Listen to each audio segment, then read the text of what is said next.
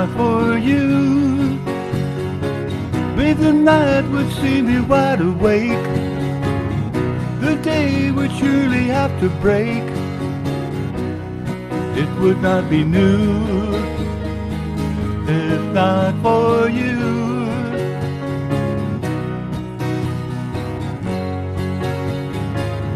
If not for you, the winter would hold no spring.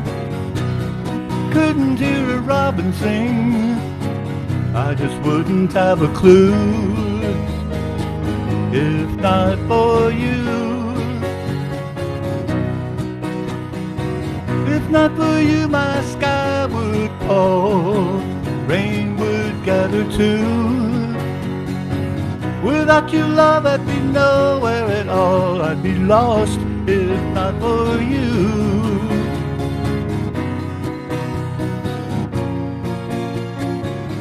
If not for you, babe, the night would see me wide awake. The day would surely have to break. It would not be new if not for you. If not for you, my sky would fall, rain would gather too. Without your love, I'd be nowhere at all. I'd be lost if not for you.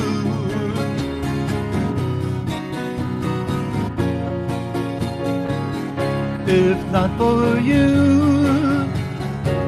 the winter would hold no spring. Couldn't hear a robin sing.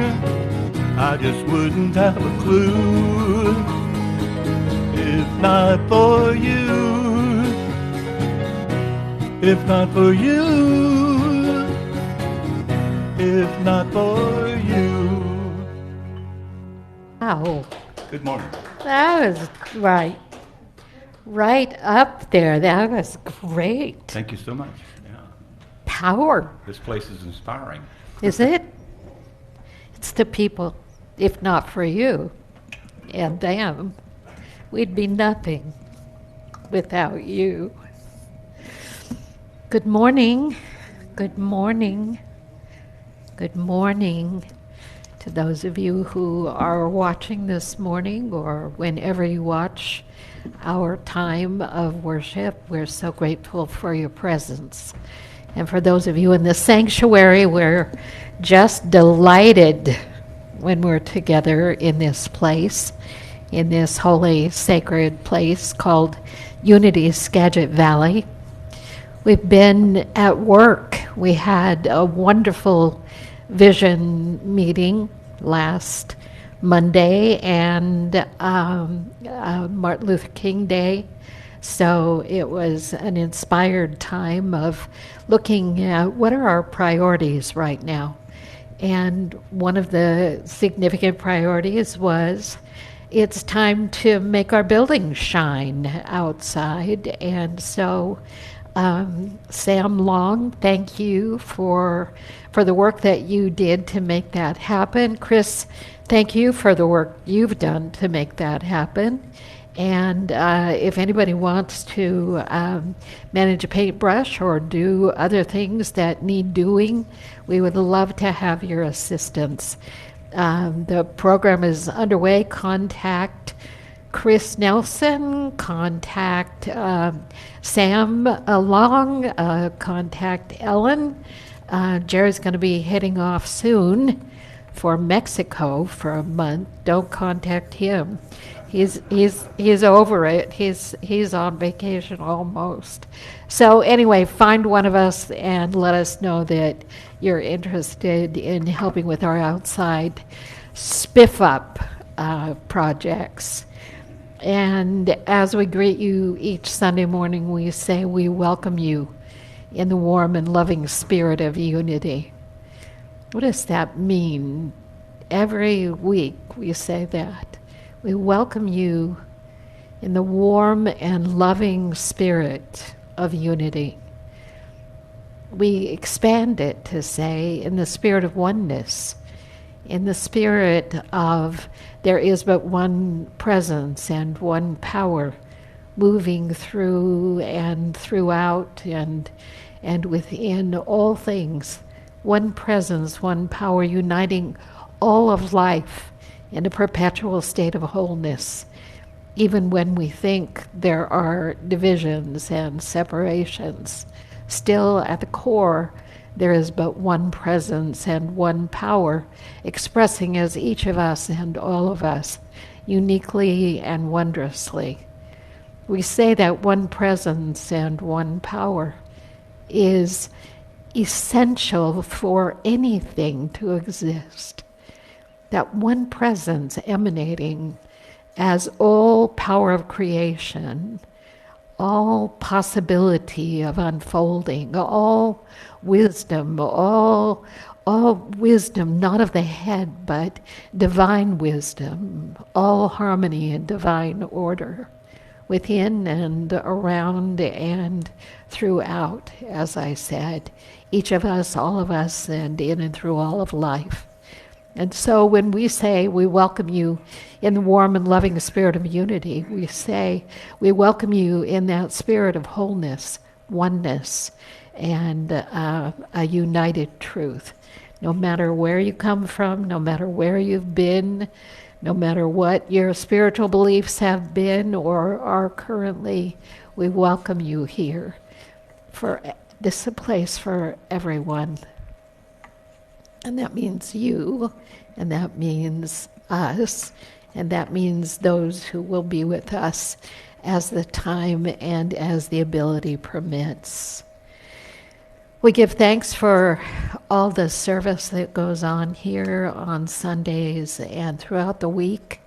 The individuals who volunteer to do what they do Sunday after Sunday after Sunday.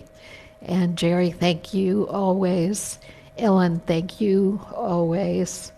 Steve, thanks for being here to be musically gifting us this morning. And Ward, thank you.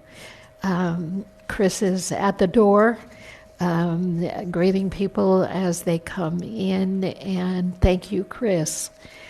So I wanted to acknowledge this morning we would say the word loss. Is it loss? I don't know. The passing on of great spiritual teachers, mentors, individuals who have held the vision and put words to action that really makes a difference. This morning I'm going to talk a little bit about Desmond Tutu, but in the passing of Thich Nhat Hanh this past week, one of my great spiritual inspirations for all these years, through his written word, through his poetry, through his teachings. And so we say, here are these great mentors of spirituality, people we raise our eyes to in thanksgiving, recognizing their holiness, their grace, but most of all, the gifts that they have given to all of us. Martin Luther King, Jr., these great lights on the planet who trust that in their passing we carry the torch. We carry the torch of what their teachings have given us and carry on with the ideas. But as they leave the planet, there's a part of us that really feels that sense of, no, not yet. No, we need those stellar individuals, and yet they have clearly communicated that we are the stellar individuals who have within us these same capacities. And so for their inspiration, we are so profoundly grateful and transformed. So next week I'll talk about the teachings of Thich Nhat Hanh. Louise, our daily word today, pray for others.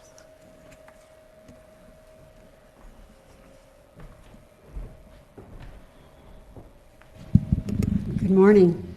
It's a lovely daily word. I am praying for you. Just hearing the words, I am praying for you, helps me relax into the calm strength of a trusted friend's faith. Reassured, I feel my own faith growing stronger. My friend may be next to me or calling from far away. The power of prayer is undiminished by distance.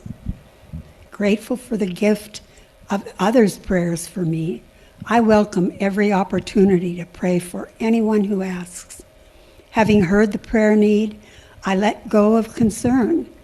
In faith, I behold the Christ's presence within everyone and the one for whom I pray. Knowing the truth of another's wholeness, I release any thought of illness. I affirm divine wisdom, guiding important decisions, and divine strength, relieving my weakness. I feel the warmth of God's love, bringing peace and restoring hope to those I hold in prayer. And from 1 Thessalonians 1, verse 2, we always give thanks to God for all of you and mention you in our prayers. Thank you. Thank you.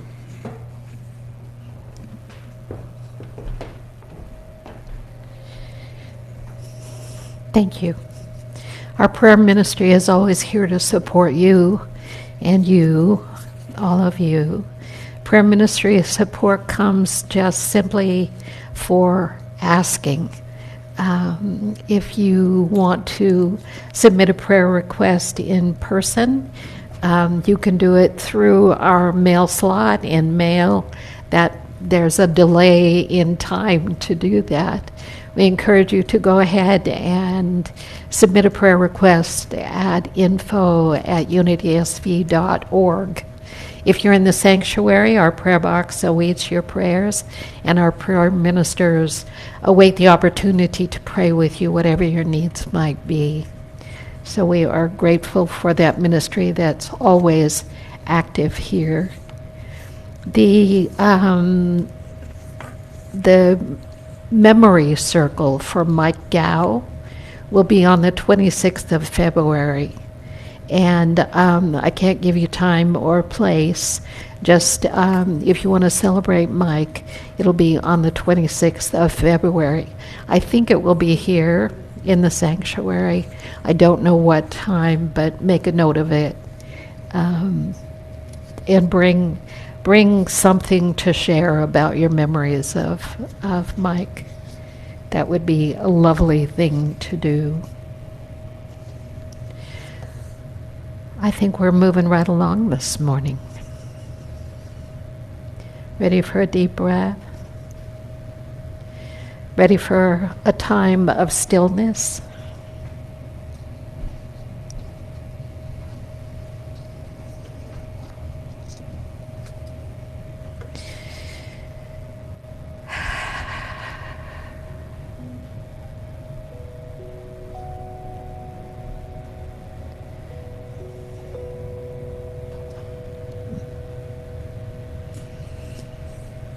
In faith, believing, we bring ourselves to this time of indwelling, moving within, bringing ourselves into the stillness of our own being.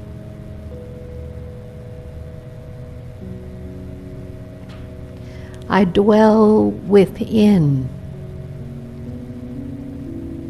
The reality of my life and being is the inward movement and flow of the one presence, the one power, the one wisdom,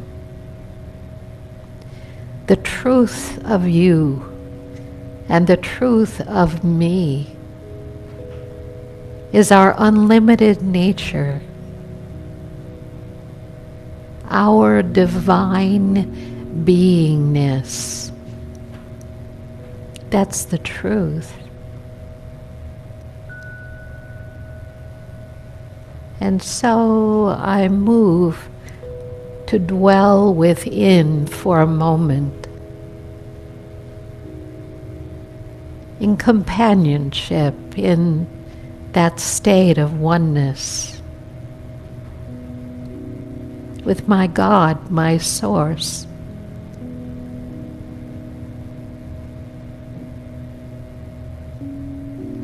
And to prepare the way, I breathe deeply and fully. I breathe.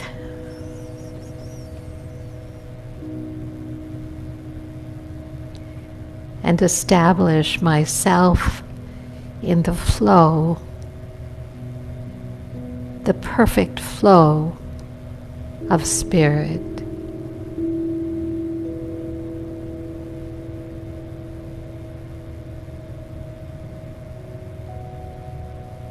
I raise my awareness and behold the truth of the one presence that is my life, my breath, my source, my peace, my light.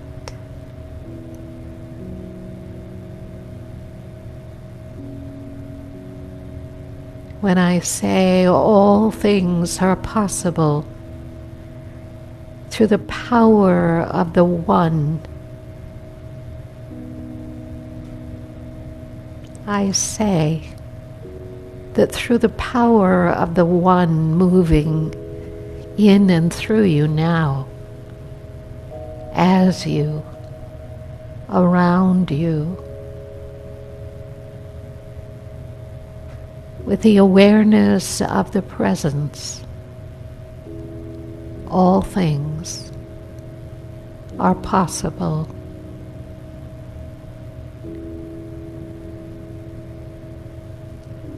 Relax. Relax the tightness in your body. Notice that the body holds, and as it holds,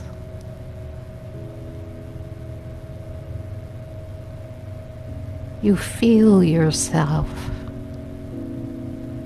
outside the flow.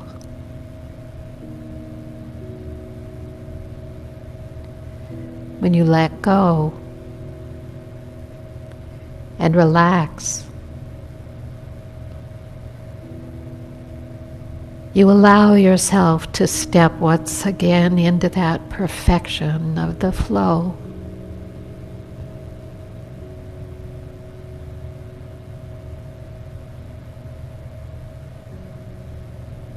Relax your abdomen. Breathe.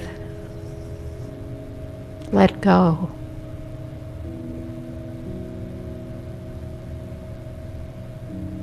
Relax your shoulders and your neck,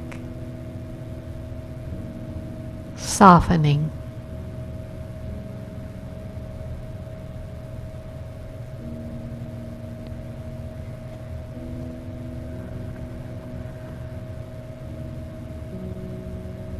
Relax your shoulders in that way that allows your arms to drop.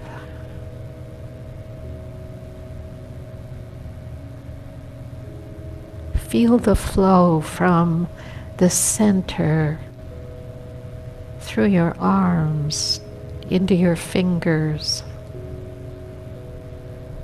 down your back, into your solar plexus. Feel the flow. Spirit is here. The pure life of life itself is here.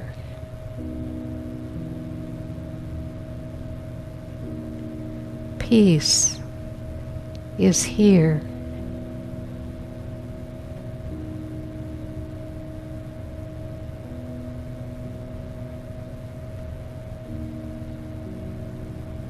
Relax your hips and your legs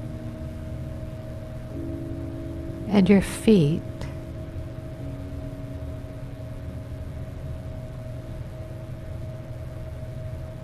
I am centered in the pure and perfect flow of the living presence within.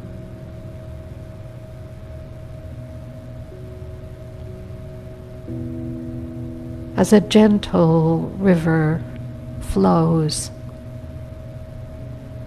so does the power of the presence flow through me.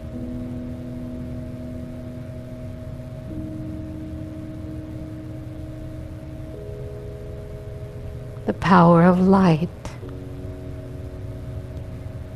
with pure guidance and wisdom to guide my way.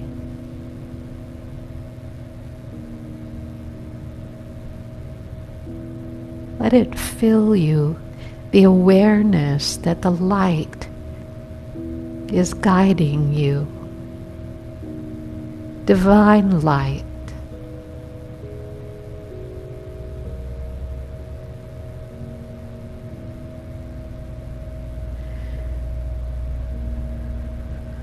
Deep breath. Established in the flow of life, the body responds as this gentle river of life flows in and through and as you. That spirit of renewal and wholeness fills you. Life, healing life, divine healing life.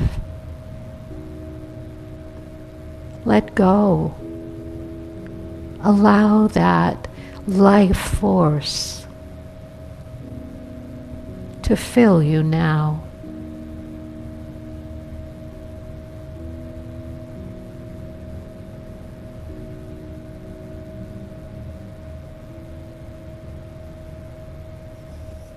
Let go. Allow that gentle flow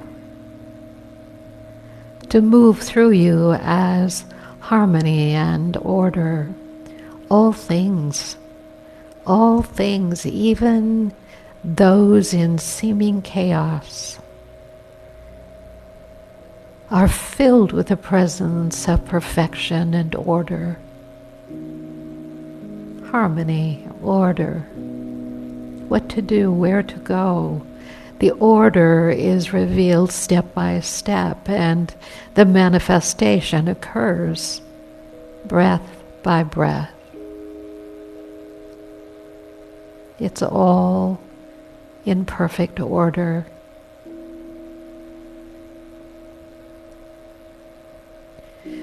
Another breath, and we see and know that the presence of love is indeed the center of it all. I am filled with, surrounded by the spirit of divine love. I extend that love to those for whom I would pray.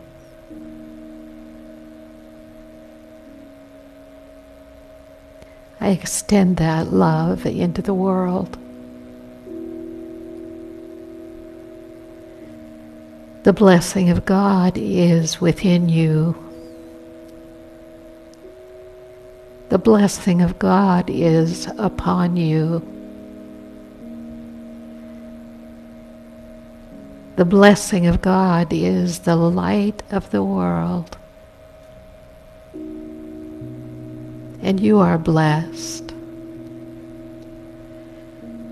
And we are blessed. And I am blessed. For this we give thanks that God's perfect divine order prevails and that all is well. And so it is. All is well. Amen.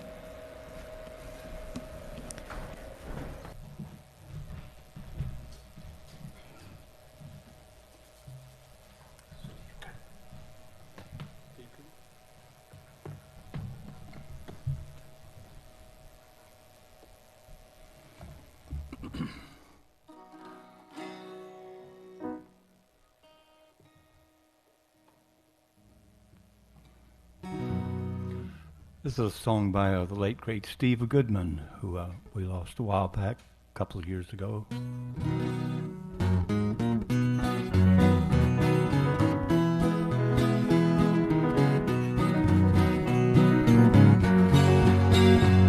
Yesterday I went downtown and saw an old-time picture show, and the hero got a pie in the face.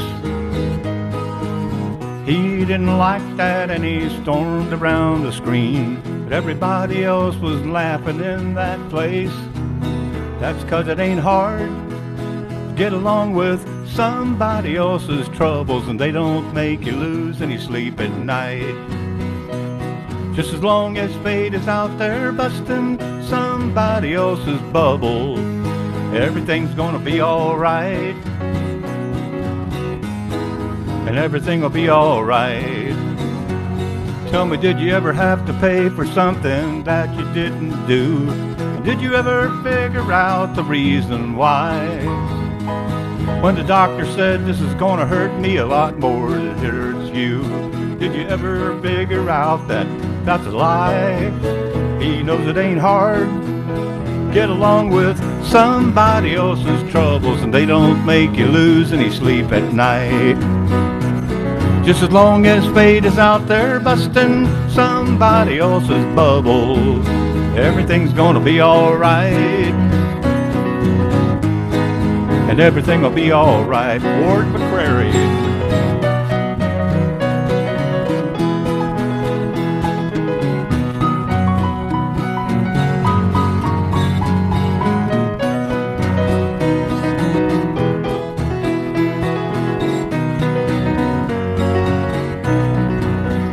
I saw the boss come a-walking down along that factory line. He said, "No, we all have to tighten up our belts."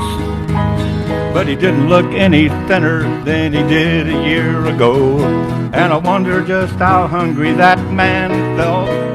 He knows it ain't hard. Get along with somebody else's troubles, and they don't make you lose any sleep at night. Just as long as fate is out there busting somebody else's bubble, everything's gonna be alright. And everything will be alright. Well, I asked that undertaker what it took to make him laugh when all he ever saw was people crying. First he hands me a bunch of flowers he'd received on my behalf, and said, "Steve, business is just getting better all the time, and it ain't too hard to get along with somebody else's troubles, and they don't make you lose any sleep at night. Just as long as fate is out there busting somebody else's bubble, everything's gonna be alright. And everything will be alright."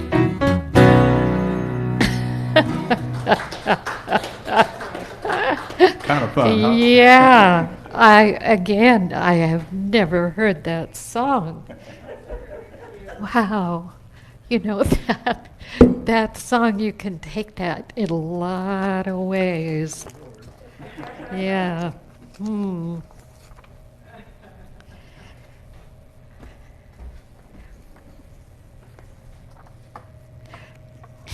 guys are too funny. Good work on the keyboard over there. Yeah. Yeah. Mindful. One of Mary Oliver's great works. Every day I see or hear something that more or less kills me with delight, that leaves me like a needle in the haystack of light. It was what I was born for, to look, to listen, to lose myself inside this soft world, to instruct myself over and over in joy and acclamation. Nor am I talking about the exceptional, the fearful, the dreadful, the very extravagant, but of the ordinary, the common, the very drab, the daily presentations. Oh, good scholar, I say to myself, how can you help but grow wise with the teachings as these, the untrimmable light of the world, the ocean's shine, the prayers that are made out of grass? Every day I see or hear something that more or less kills me with delight, that leaves me like a needle in the haystack of light. It's what I was born for, to look, to listen, to lose myself inside this soft world, to instruct myself over and over in joy and acclamation. Such great words. The great work, the instruction every day. Every day I see or hear something that just delights me. Some days we don't. Some days we don't see anything that delights us, and it's easy to become habituated to that state of not seeing, keeping our eyes and our focus narrow. Seemingly the world is narrowing our focus or our habitation or how we live and express. It seems that something outside us has taken control of our ability to feel awe or delight or pure joy. It's true for me. But yesterday I took the dog for a walk out off Josh Wilson Road. If you're familiar with our area, you know where that is. There's a school, and on Saturdays nobody's at school. So we walk there, and he loves it, and I like it too. So we're on our way back, and I think, oh, I'm going to go look at the eagles. We live in a world of eagles and hawks and swans and such beauty. And it happened in that moment. The sun was shining. And so there was also sun to illuminate everything. And there's an eagle flying. So as I go on down Farm to Market Road, there's an eagle flying right beside my car. I am like, are you kidding me? And you're keeping pace with me at however our speeds are matched up.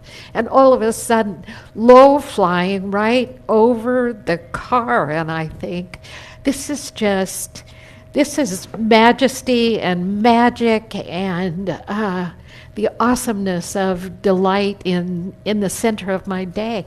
How not to revel in the glory of that moment, how not to. And then coming home and field of swans, and I didn't see any geese yesterday, but ducks, little brown ducks, and all the seeming lakes and rivers that are holding the water from all of our rain and snow melt. But I think to myself, I have to look for it. I have to look for it, Because if I'm not looking for it, I miss it. And when Mary Oliver says, I was born to look and to listen and to lose myself in this soft world, she doesn't know, she's not talking about our own personal lives, but she's talking about all our lives, that if we're not looking for the inwardness of the expression of life, if we're not looking beneath the surface of all of this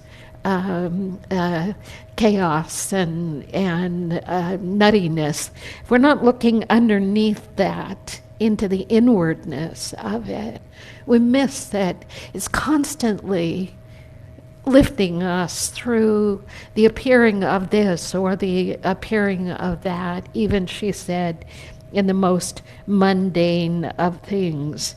Not the very extravagant, but the ordinary, the common, she said, in the drab.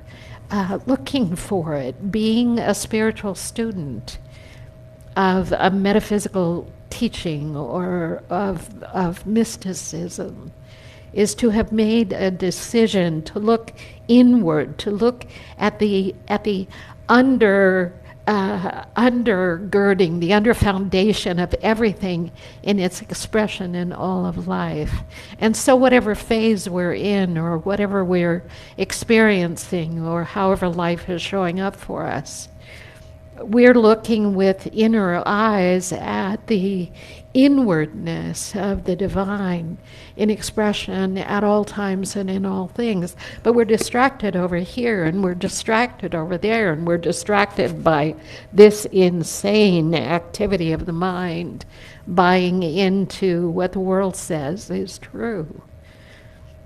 And so great ones live and remind us of this capacity to experience life in a much more interior way. When someone asked Charles Fillmore what is metaphysics, he said, it is that which is beyond the physical and yet present in all things. What does it mean, metaphysical? It is that which is beyond the physical. We would say with and within the physical and within all the realms of creativity, and yet that which is always something more, always something more, always expressing its potential for the one who has eyes to see and the heart to receive and recognize what is true. So what is metaphysics? It is that which is beyond the physical and present in and through all. Nothing can exist without the spiritual. When the Fillmores began to teach beyond the first and second dimensional consciousness, and began to expand these ideas or illuminate them for us to receive and experience. They had seen into the world within the world. They had seen into that next dimension of consciousness, that which was not bound by the physical, that which although constantly creatively expressing, was not owned by the physical, that which was present in and as and throughout universes within universes within universes within universes, in and through all of life.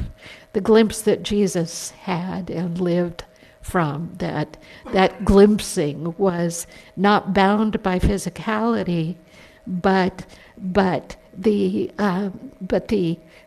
awareness, if you will, and not just, I don't mean contained awareness, but a kind of awareness that saw beyond what seemed to be limitations and restrictions, seemed beyond that which was bound in old ways of thinking.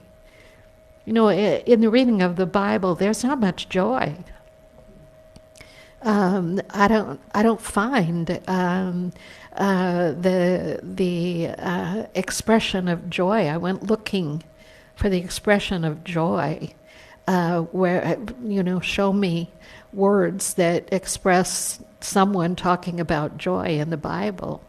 It is like not so much there, not so much.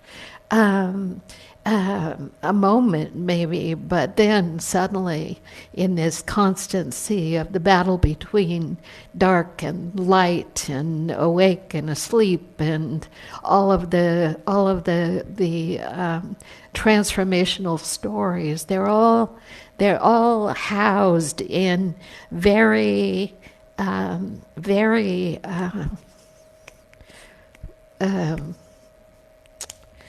just a darkness.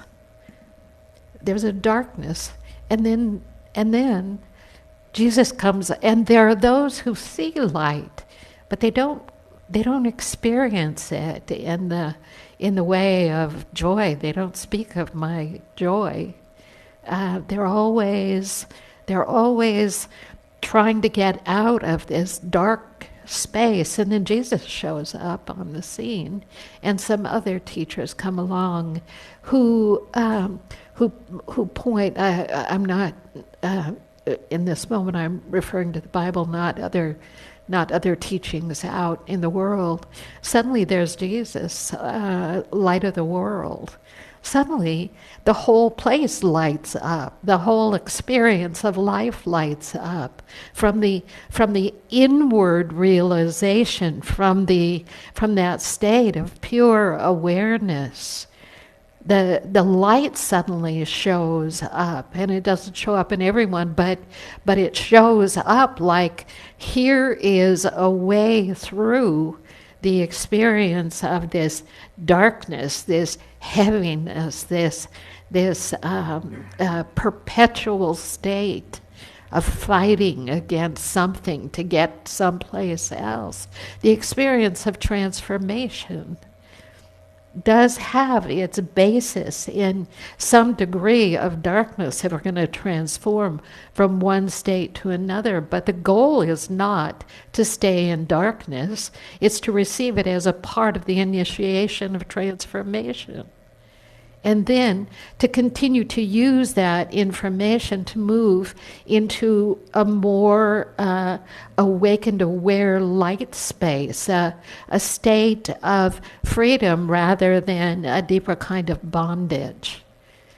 And so in the process of transformation, when we see the Old Testament, we see there's a bondage to a state of consciousness that periodically is awakened, but then goes to sleep again. It wakes up and it goes to sleep again. And the process of transformation is present in the heart of that, the change from one form into another.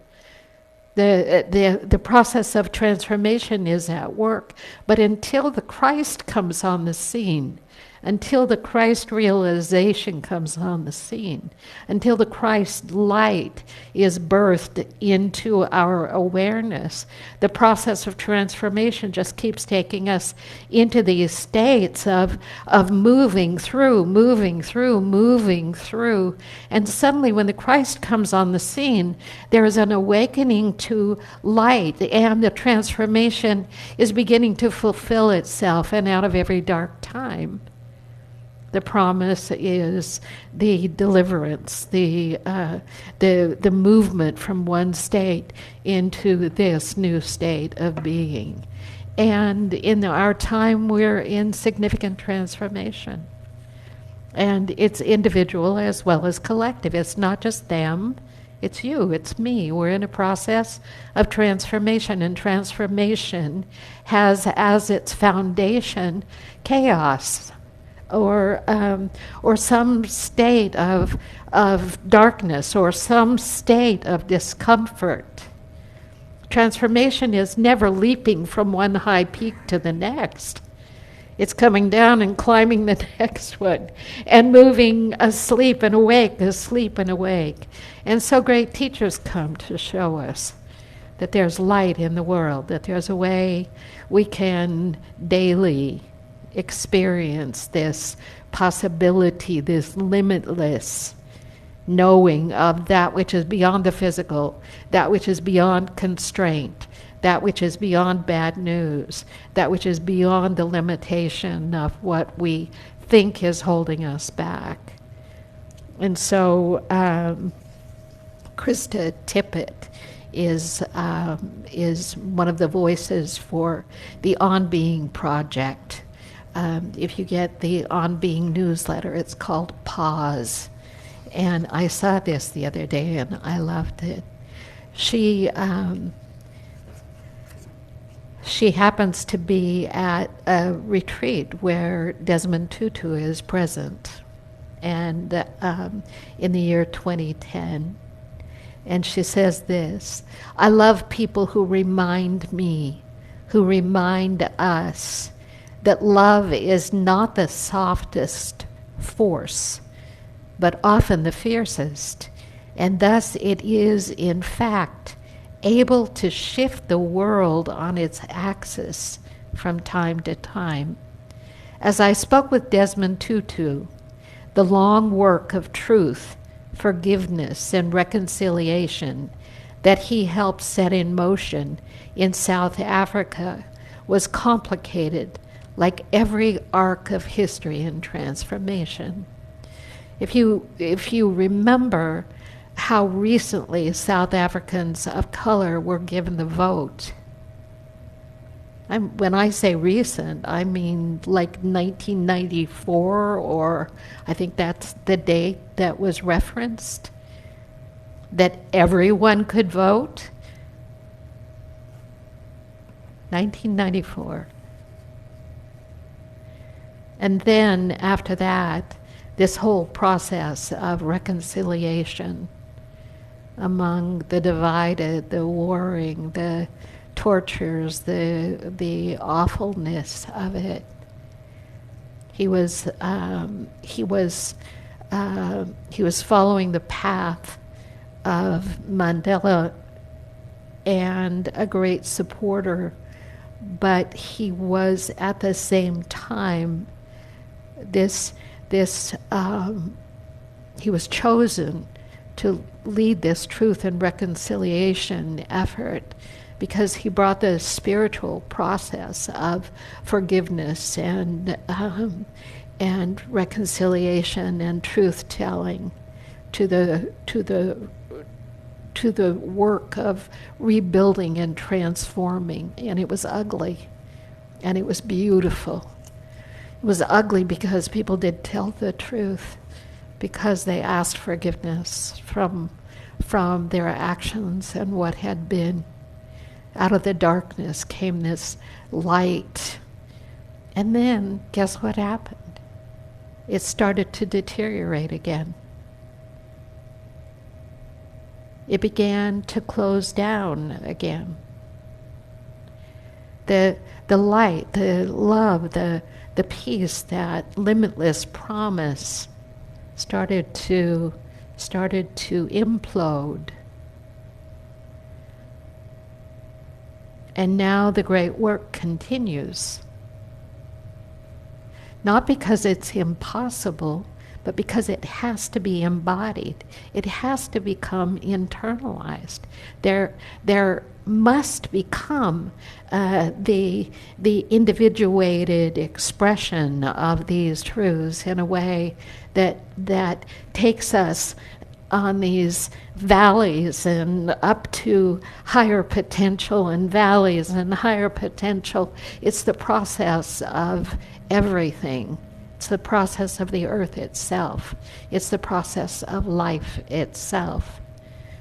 So in that arc that she's talking about, that it's complicated, if you're going to bring this other dimension of possibility into the reality of physical being, you're going to continue to do the work of transformation, spiritual transformation, as well as transformative action. You're going to blend these together until it's lived.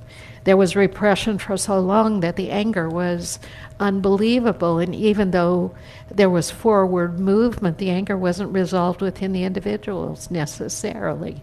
But this is what he said. He said, change is like this. History is like this. His pragmatic imagination about digging in for the long work of transformation, of wholeness, she says, has walked with me ever since and has never felt more relevant than now.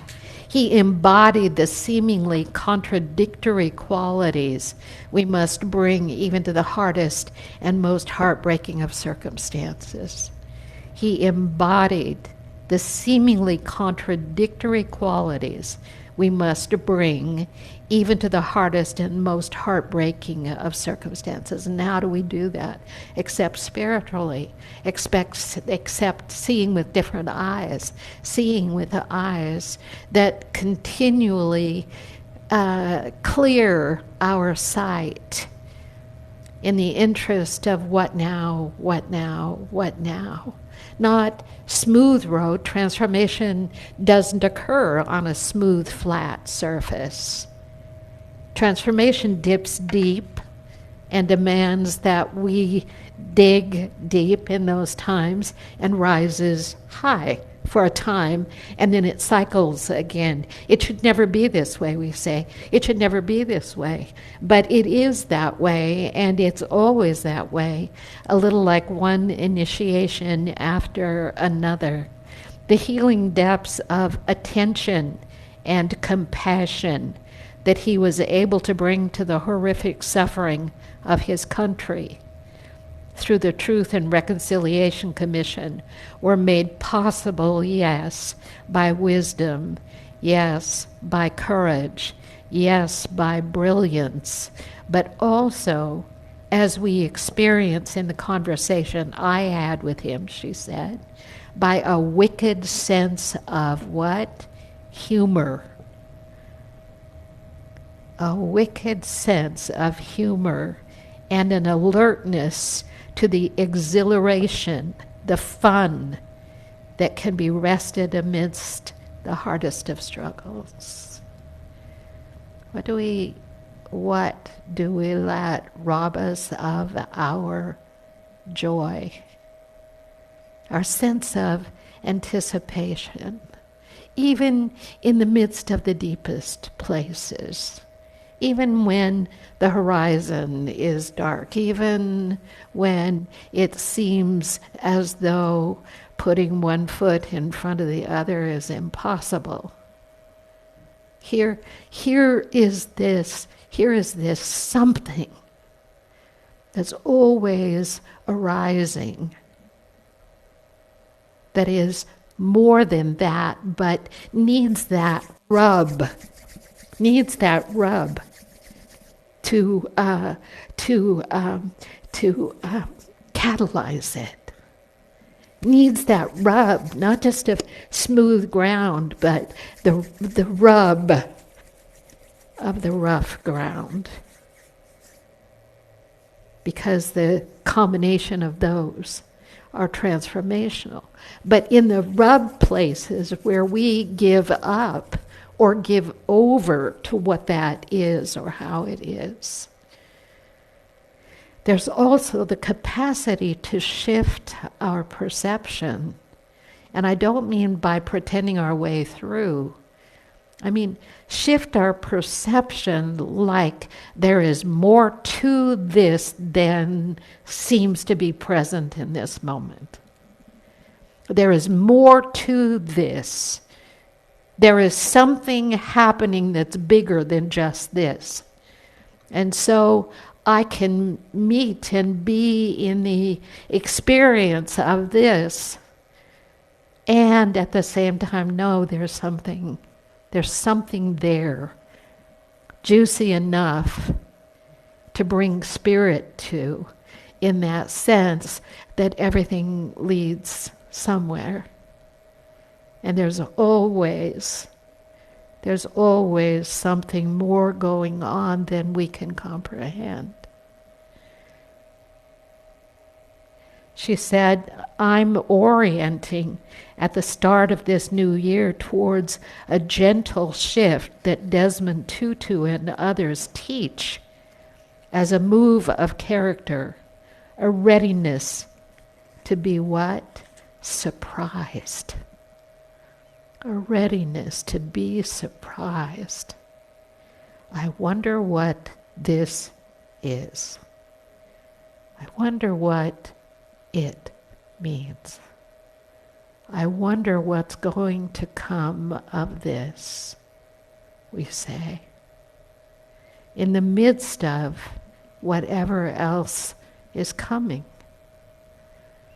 So I was having a period of really deep grieving for I don't know when it started. I can only say that I was able to put words to it and fully comprehend it, not fully comprehend what was going on in me a week or so ago. And I was just going down and down and down, like just can't get going here, can't do it in a variety of ways, whatever that would mean. And put words to it and let words come out and let weeping come out and let the places that hurt come out in the presence of others who could hear me. Let knowing that everything has its way didn't change the fact that I was deeply grieving for the planet, for the pandemic, for myself, for what my body went through, my mind went through last year, grieving the loss of friends that I didn't have time to grieve because I was in my own process so deeply. And suddenly it was time, and it began to rise up, and out of the arising came a freedom. Surprise, surprise. A freedom. A freedom. Are there still traces of it? Yes. But it's in a larger context. It suddenly was placed in a larger framework. And it's moving, it's shifting.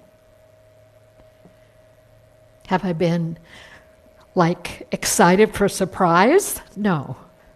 Have I been joyful? No. How am I being? I am quietly present to myself, to my spirit, to the energies that are moving in and through me. They show the way. So what he's saying then is, as you're moving through the seemingly impossible, if you can be present to the awareness that it's still all process, it's not end game, there is something at work, the knowing of which will be a surprise when it comes, and will open you to experience of life in a new way. Yeah. We have a lot of things that trouble us on a daily basis. But the real power is in the spirit of our being, that is the truth of it all. Tutu, again, we inhabit this world of so much uncertainty, so much reasonable fear. This activates our bodies and minds toward rigid views of enemies and threats and obstacles and possibilities. Desmond Tutu believed in a world in which improbably surprising turns of event are a given. He believed in a world in which improbably surprising turns of events are a given. And have we not proven that? Indeed, his faith was in a God of surprises. And take it from me, says Krista Tippett, when Desmond Tutu tells you something about God, whatever and whoever you imagine God to be, you believe him.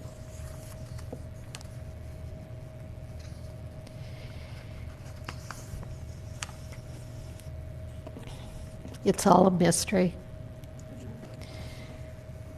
After all these years of spiritual study and having God and losing God and having me and losing me and up and down and in and out, seeking and finding and losing and going numb and going blank and going unconscious and waking up and going to sleep, and the process just continues, not to make it a punishment for being and not to make it impossible for our transformations and personal growth to occur, but because it's in the heart of the mix of it all that we grow. And when we can remember that our God, I love that phrase, is a God of surprises. I think I'm ready for surprises. And every day I'm surprised by something. Could it be delight? Could I be surprised by a little joy in the mix of all of it? Could I let life show me itself while I'm looking for joy? Can it reveal itself in ways that I can internalize as a surprise, an adventure, a joy, a statement of affirmation about life goes on? Life goes on. Mary Oliver again, mysteries. Truly, we live with mysteries too marvelous to be understood. How grass can be nourishing in the mouths of the lambs. How rivers and stones are forever in allegiance with gravity, while we ourselves dream of rising. How two hands touch, and the bonds will never be broken. How people come from delight or the scars of damage to the comfort of a poem. Let me keep my distance always from those who think they have the answers. Let me keep company always with those who say, "Look," and laugh in astonishment and bow their heads in prayer.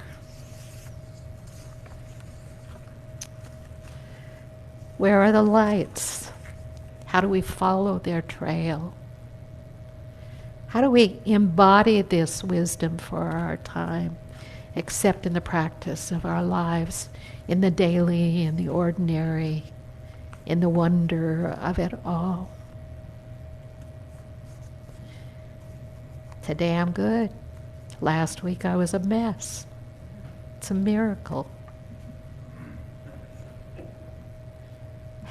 Where did it flip? I don't know. Why did it flip? I'm not sure. What were the steps you took? I didn't take any steps.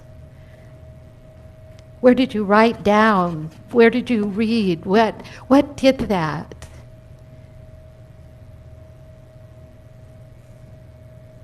What always does that? What always shifts the experience we're living? But the presence and the power of the one that is the reality in and through all things at all times. Just one presence at work in me, in this crazy mind, in this heart that breaks, in the midst of my life and yours. So we say, I'm ready for a surprise. I'm ready to see with surprised eyes. I'm ready to look with surprised knowing that life is still good and all is well. Thank you for your presence. Thank you for your generosity, your love offerings, your kindness, the way you give your time, your energy, your love to this ministry. Thank you for being who you are, a living example of these teachings in your life and in your world. If you'd like to share a love offering, the container is by the doors as you leave the sanctuary. If you would like to mail or give online, you can do that, and we receive gratefully and love mightily. Thank you for all the ways you contribute. And in saying that, our website, again, if you go to info@unitysv.org, you'll find the tools to donate or give a prayer request or get a question answered or whatever the case might be. So as you hold a gift in your hand or in your heart, bless it. It's multiplying even now. This is substance, divine substance, unlimited divine substance. It's a symbol of the infinite reality of the nature of abundance. And this symbol, this gift, is your way of setting in action, setting in motion the rich harvest that comes from being a joyful giver and a joyful receiver. I give joyfully and easily, for God is my source, and abundance is my nature. Together, I give joyfully and easily, for God is my source, and abundance is my nature. And so it is. So with love in our hearts, we bless you as we do each Sunday. If you remember the words, join with us. The light of God surrounds us. The love of God enfolds us. The power of God protects us. The presence of God watches over us. Wherever we are, God is, and all is well. Bless you, friends. Thanks for being with us.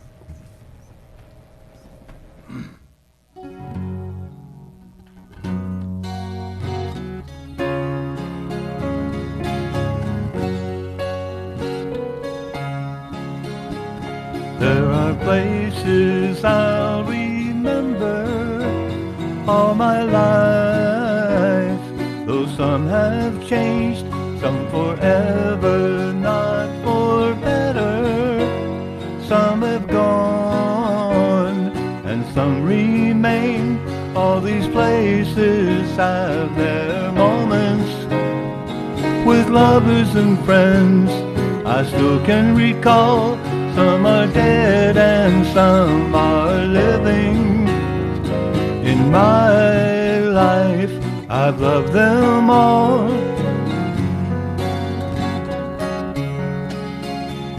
But of all these friends and lovers, there is no one compares with you. And these memories lose their meaning when I think of love as something new. Though I know I'll never lose affection for people and friends that went before. I know I'll often stop and think about them. In my life, I love you more.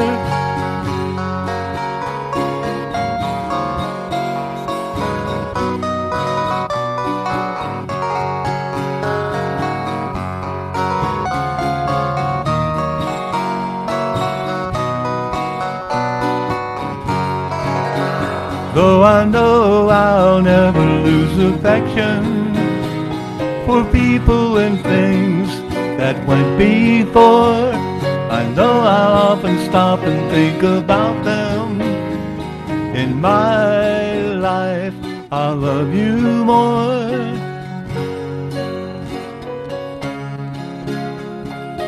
In my life, I'll love you more.